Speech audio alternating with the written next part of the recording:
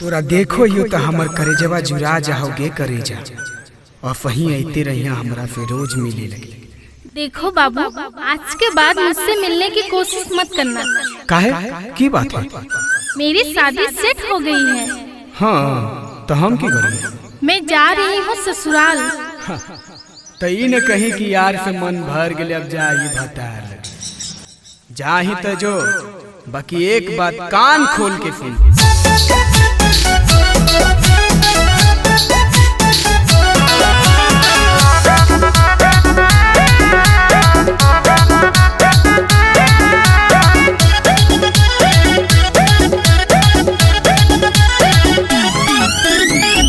बरतिया काले के रतिया चल गई अपन ससुरवा गे। तो बरतिया काले के रतिया चल गई अपन ससुरवा गे।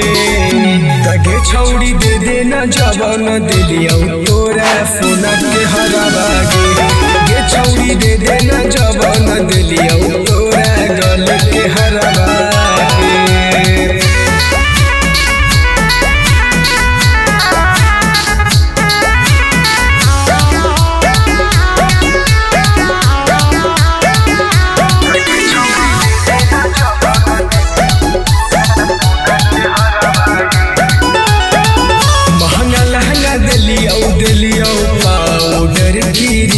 गे।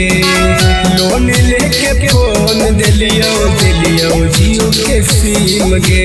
हथवा में कानून दिलियो। हाँ महंगा लहंगा दिलियो पाउडर क्रीम गे।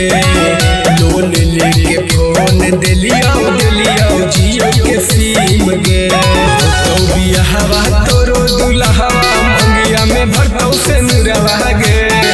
तो बियाहवा तोरो दुल्हवा मंगिया में भरतौ से नुरवा गे। तगे छौड़ी दे देना जवन दिलियो तोरा सोना के हरवा गे छौड़ी दे देना जवन दिलियो तोरा गल के हरवा गे।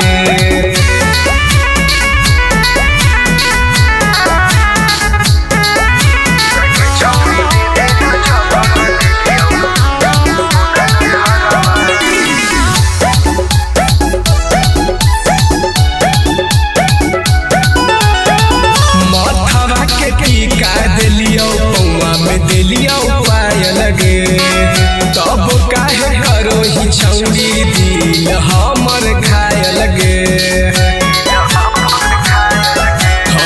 माथावा के टीका दिलियो पौवा के पाय लगे।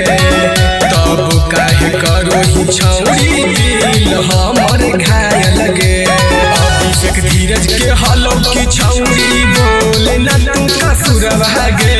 राहुल भारती के हलो की छौड़ी बोले ना तू कसुरवा गे।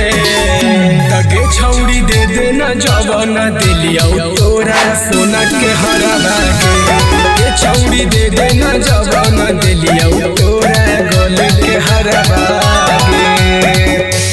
चाही तो जो बकी अपन भतरा के एक बार फोटो दिखा के जाओ।